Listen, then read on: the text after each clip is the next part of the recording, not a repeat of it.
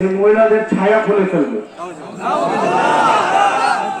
অথচ ওই বিএনপি নেতা ভুলে গেছে গত ১.৫ বছর আগেও মির্জা আব্বাস বোরখা পরে কোর্টে গিয়ে হাজিরা দিত।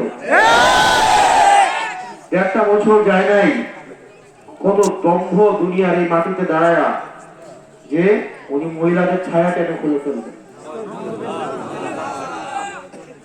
আজকে তাদের বাপ ফিরে আসছে, তাদের এখন মোটামুটি মানুষের অভাব নাই, হাত ডাক দিলে প্রচুর মানুষ জড়ো হয়।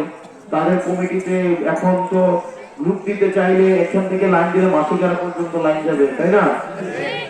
যাবে তো এখন? যাবে না? অবশ্যই যাবে, যদি যাবে।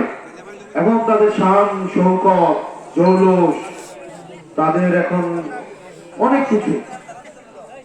কিন্তু আবু বকর যারা বাকহীন হইল, বাকশক্তি হারাইল, তাদের একবারের জন্য খোঁজ খবর নেওয়ার প্রয়োজন মনে করে নাই।